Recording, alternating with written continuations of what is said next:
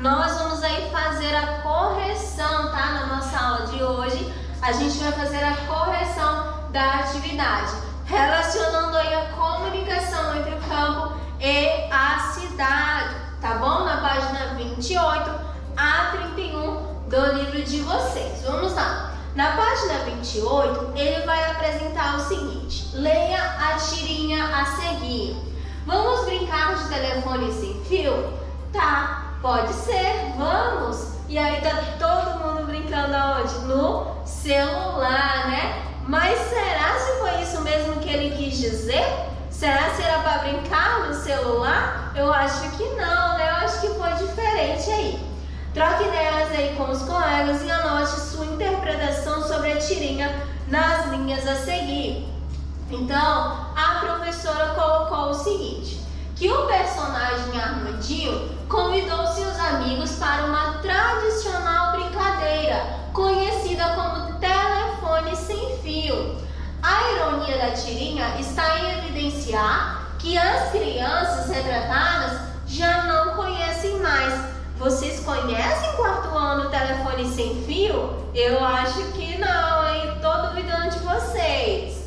Na questão número 2, qual a importância dos meios de comunicação nas relações de interdependência entre o espaço rural e o urbano? Nós temos aí que os meios de comunicação permitem o fluxo de informações e de ideias entre a população e os setores da economia, ou seja, né, é importante para ligar, para a gente conhecer um pouquinho os outros setores da área rural, o espaço rural, e é importante também pela ligação nos setores da economia. Questão 3, cite exemplos de meios de comunicação que contribuem para a interação entre as pessoas e os setores da economia. Então vamos citar lá: telefonia fixa e móvel, acesso à transmissão de TV e rádio, acesso à internet, além das comunicações impressas, como jornais, revistas e livros também são importantes, tá bom? Questão 4. Observe na página 27 a imagem de uma casa rural localizada no município de Flores, em Pernambuco. Nela vemos uma antena de transmissão e sinais de televisão. A gente viu, né, essa imagem na nossa aula anterior. Como essa casa está situada no espaço rural, é possível concluir que, aí nós temos a resposta correta, a letra D. No campo também estão presentes alguns serviços que são muito comuns nas cidades, como por exemplo a antena lá que a gente viu. Questão 5. Leia o texto a seguir, depois marque o X na alternativa correta. Aí ele vai relacionar o texto, né, com o telefone, que atualmente os telefones celulares, eles podem conter aplicativos que são que têm programas com funções diversas, várias funções.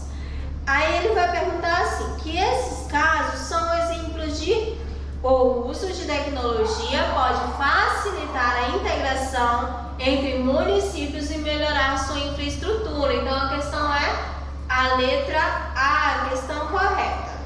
Na 6, leia um trecho da história do agricultor Leonardo, que mora em uma área rural do estado de Minas Gerais. Então tem um trechinho lá, vou ler para vocês.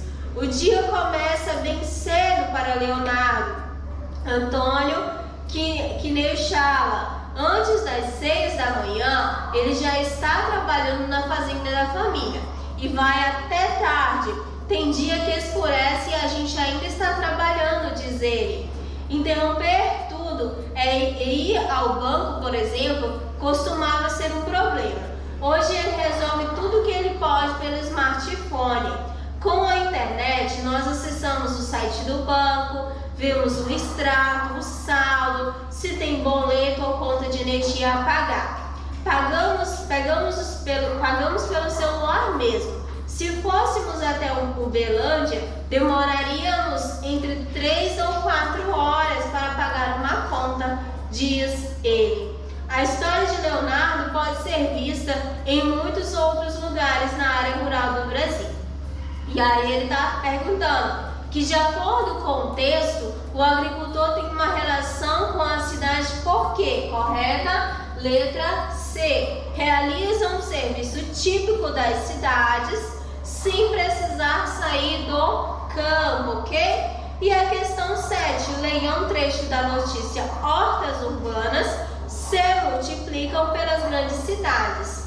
De acordo com a notícia, assinale uma prática do campo que é possível observar nas cidades atualmente. Então, plantar a própria comida é a questão correta. Então, 7 é a letra C também. Na questão 8, ela é pessoal, né? Como tem sido o uso das tecnologias de comunicação em sua casa? Observe as ilustrações da campanha de comunicação a seguir. Então, eu coloquei aqui, né? Filho, sinto sua falta de sua companhia. Então, o menino tá no celular e ela tá ali questionando, né? Que ele não dá atenção para ela. Aí tem outro: mãe, você pode me dar um pouco de atenção? Aí o outro: mesmo estando próximo, meu pai está distante.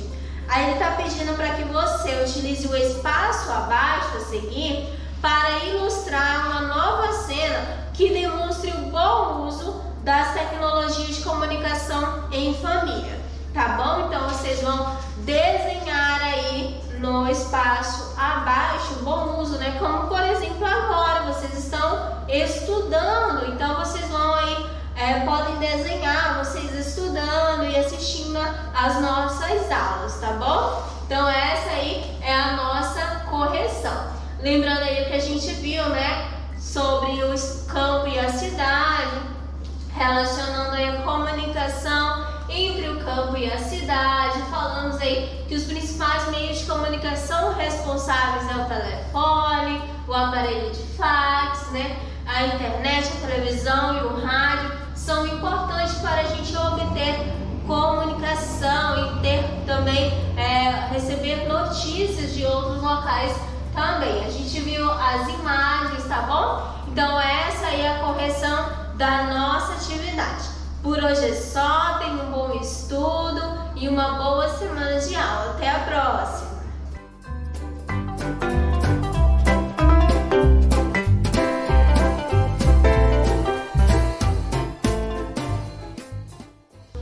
Olá, quarto ano! Muito bem-vindo à nossa aula regional, a nossa aula de Geografia de Rondônia.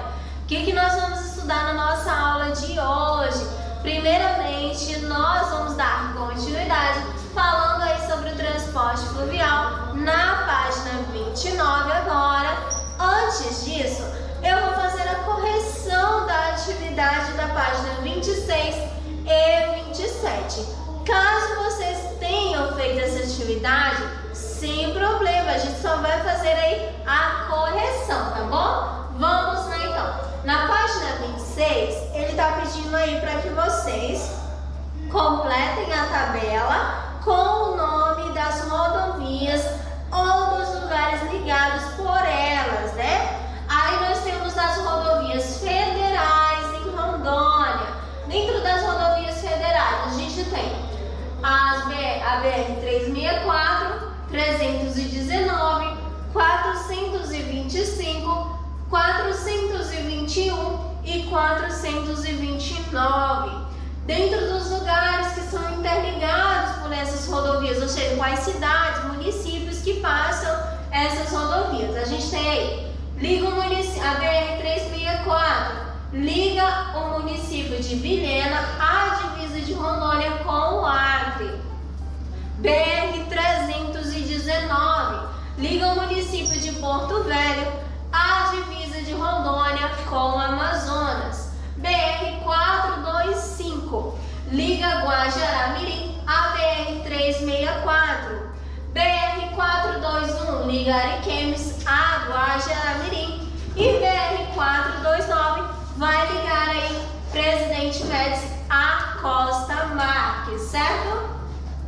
Na outra página 27, a gente tem as rodovias estaduais em Rondônia. Nós temos aí a RO 257, RO 399 e RO 010. A RO 257 vai ligar Ariquemes a Machadinho do Oeste. RO 319 vai ligar Vilhena a Pimenteiras do Oeste. E RO 010 liga Cacaulândia a Alvorada do Oeste, tá bom? Então fica aí a nossa correção, sem problemas, ok?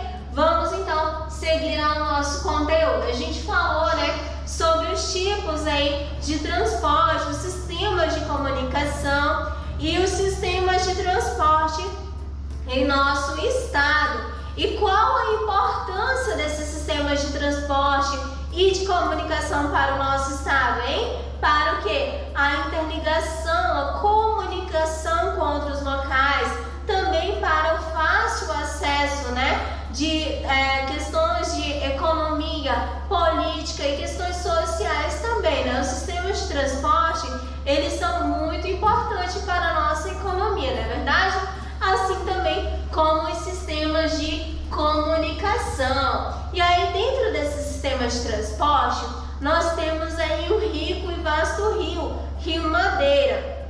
O Rio Madeira, ele é um rio muito importante, né? É o rio mais importante do nosso estado e serve como um rio rio econômico, turístico, social para o nosso estado, porque ele transporta pessoas, mercadorias, né? E o fluxo comercial também é muito grande. Então é muito importante a questão econômica, o transporte fluvial aí em nosso estado. Eu apresentei para vocês durante a nossa aula essas fotografias, né? E eu li o texto para vocês também da importância. Continuando esse assunto, ele vai falar o seguinte, que os rios Guaporé e Mamoré também são utilizados por barcos menores. E do que a gente falou? Dos rios navegáveis, né? Existem rios que eles não são próprios, então nós estamos referindo ao nosso estado, né?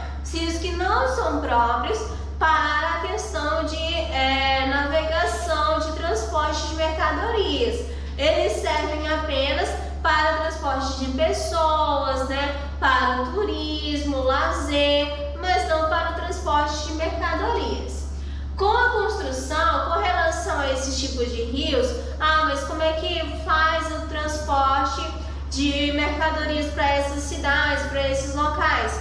Pelas rodovias, as estradas que são construídas ao longo do caminho, né? E aí ele vai citar o seguinte, que com a construção da BR-364, olha só, o transporte fluvial, ele ficou um pouco esquecido, mas atualmente as hidrovias preservam ainda o seu valor. O que acontece? Nós temos um sistema econômico muito grande, né, que é o fluxo de mercadorias que saem do campo para as cidades e de outros locais para outras cidades que passam pelo nosso estado, né? Mercadorias que passam pelo nosso estado. E aí essas vias, elas são feitas de que maneira? Do texto que a gente leu lá, pelas rodovias, pelas hidrovias e também pelos transportes aéreos. Muitas vezes também é feita pelo transporte aéreo. Com a construção das rodovias e BRs que interligam aí uma cidade a outra, aí ele está falando o seguinte, que os rios, né, navegáveis, eles ficaram um pouco esquecidos. Mas tem as estradas, para que a gente vai utilizar a hidrovia, né, para transportar as mercadorias? Então, mas não significa que parou, né? Ele ficou um pouco esquecido, como citou aí no texto, mas ainda continua esse fluxo de mercadorias, o transporte aí pela hidrovia, tá bom? Então nós temos aí um exemplo, né? Não sei se vocês conseguem observar na fotografia o transporte escolar. Olha só, importantíssimo. Então é isso aí que eu vou trazer para vocês na nossa próxima aula, da importância do transporte aí nas hidrovias. Então a gente tem aí o transporte escolar, que muitas crianças elas moram em localidades onde não existem escola, então elas têm que sair do seu local e aí ir para outro para poder estudar. E muitas delas atravessam o rio para ir às escolas, então essa daí é uma coisa bem importante, tá bom? Então essa é a nossa aula de hoje, com uma atividade para prática em casa. Vai ficar na página 29 de Geografia de Rondônia. Por hoje é só, muito obrigada e até a próxima aula.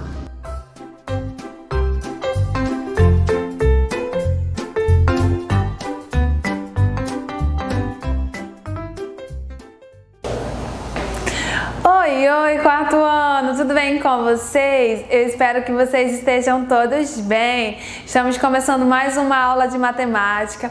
Hoje é quinta-feira, dia 24/9, e vamos vir aí trabalhando com comprimento, corrigindo as nossas atividades de casa. Vocês fizeram? Vamos estar corrigindo, viu? As páginas 59, 60 e 61. Serão realizadas hoje. E o que a gente faz aí nessas páginas? Põe a data do dia de hoje, dia 24/9, ok? Então vamos lá corrigir.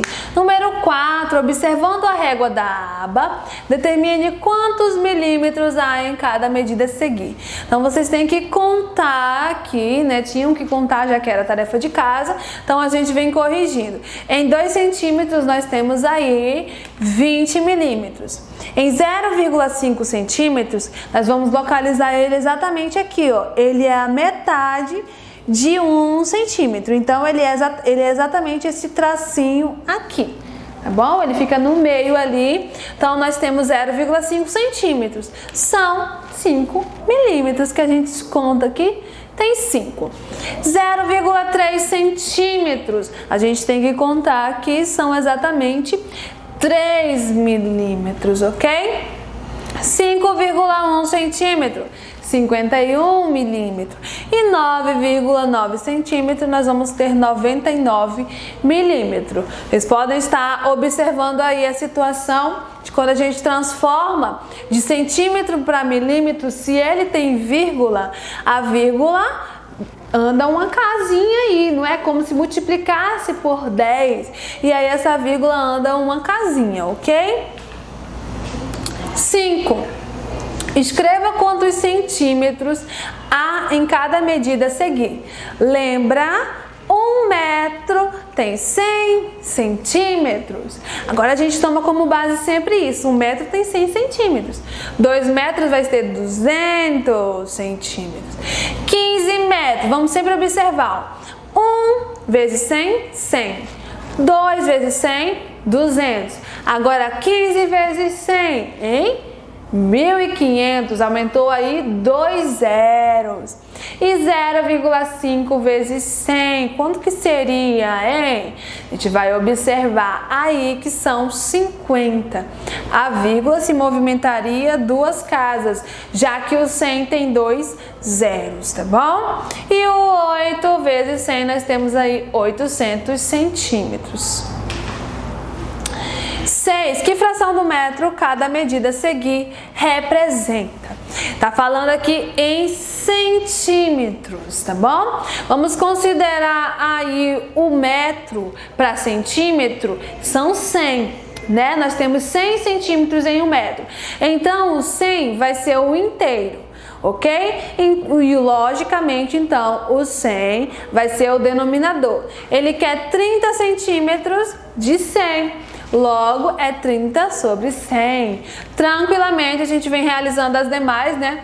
50 sobre 100 ou até mesmo 1/2, porque 50 é a metade de 100 e a fração que nós representamos, a metade é a 1/2, né? E a 25 sobre 100 ou também 1/4. Mais tranquilo se representar 25 sobre 100, ok? E a 100 nós vamos representar 100 sobre 100 ou até mesmo 1. Porque quando a gente tem o numerador igual ao denominador, é a mesma coisa do inteiro, ok? 7. 7. Recorte a régua da aba e use-a para medir os comprimentos solicitados a seguir. Então, vocês vão aí, ó, utilizar essa régua, medir aí, ó, o lápis ou lapiseira de vocês, apontador e a borracha. Inicialmente a medida em milímetros e depois em centímetros. Ou pode muito bem também fazer primeiro em centímetros e depois em milímetros, ok? É pessoal, porque vai depender aí de cada um dos seus itens. 8. Observe o comprimento dos lápis representados a seguir. A. Faça uma estimativa da medida de comprimento desses lápis e responda qual é a cor do lápis mais comprido. Nós vamos observar aí que é pessoal, porque você tem que fazer uma estimativa de quanto que você acha que em centímetros aí é o comprimento desse lápis, tá bom? E aí observando que o mais comprido, já até apontei aqui para vocês, que é o amarelo, né? B.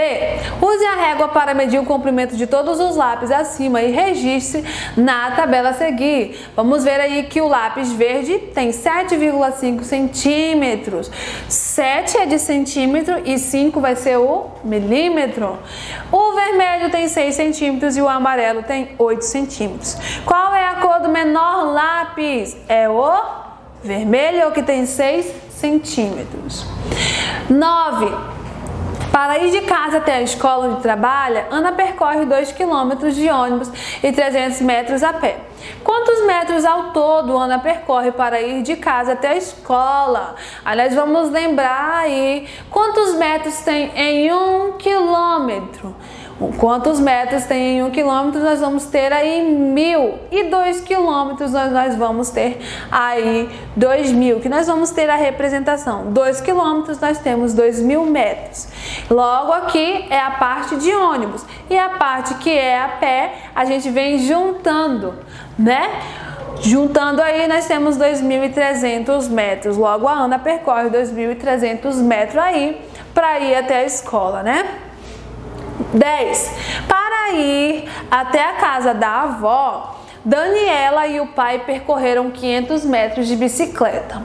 Que fração de 1 quilômetro representa a distância percorrida? Vamos considerar 1 quilômetro como sendo aí o inteiro, né? As partes que foram divididas. E 1 quilômetro a gente sabe que tem 1.000 metros. E foi falado ali 500 metros. Então nós vamos ter aí 500 sobre 1.000, ou também entendendo aí a fração 1/2, porque 500 é a metade aí de 1.000, ok? Lembra que a fração que representa a metade é a fração 1/2, ou como nós lemos 1/2. 11. Faça uma estimativa das medidas solicitadas e registre na tabela a seguir. Recorte e cole as partes da fita métrica do material de apoio e use-a para determinar as medidas reais indicadas. Então, vocês vão fazer uma estimativa, ok? E a medida real nós vamos realizar aí no plantão. Eu vou realizar essa medida com vocês, ok? 12. Reúna-se com 3 colegas e meçam usando a fita métrica construída a altura de cada um. Esses 3 colegas vão ser aí, no caso, a mamãe, o papai ou o seu irmãozinho também, tá? Em seguida, registre na tabela a seguir as medidas encontradas. Então, você vai escrever aí o seu nome e o nome das outras pessoas que vocês estão medindo e a altura em centímetros, tá bom? E aí, para você responder quem é o mais alto, é pessoal, né?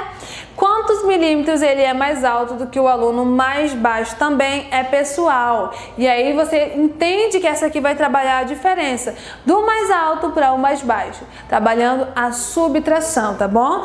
Resolvendo esse aqui. 13. Ainda usando a fita métrica, determine a medida do contorno da sala de aula. Agora, a sala de aula é aí alguma parte da sua casa. Você pode, se você assiste às aulas, os videoaulas, na sala da sua casa, você vai medir a sala da sua casa. Se você assiste no seu quarto, você vai medir aí o seu quarto, ok? Determine a medida do contorno, então você vai medir o comprimento e a largura, ok? Faça um desenho desenho em uma folha para representar a medida encontrada, tá bom? Então pode pegar aí no caderno de matemática, escrever página 61, questão 13 e aí fazer aí a representação, né? O desenho que representa a medida do contorno, do comprimento e da largura, ok? Vamos concluindo a nossa aula de hoje, onde a gente trabalhou aí sobre o comprimento envolvendo quilômetro, metro, centímetros, aí em milímetros e as devidas correspondências, ok? Na próxima aula nós vamos estudar aí sobre massa, são medidas de peso, ok? E é isso, gente, até a próxima aula, tchau, tchau!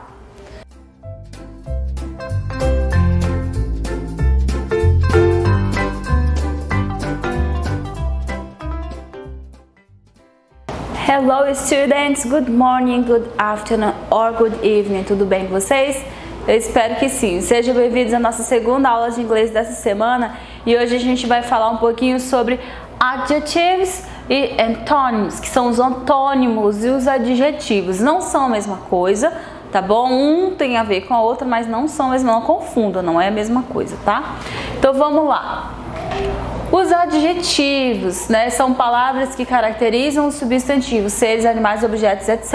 Essa caracterização pode expressar qualidade, defeito, estado ou condição.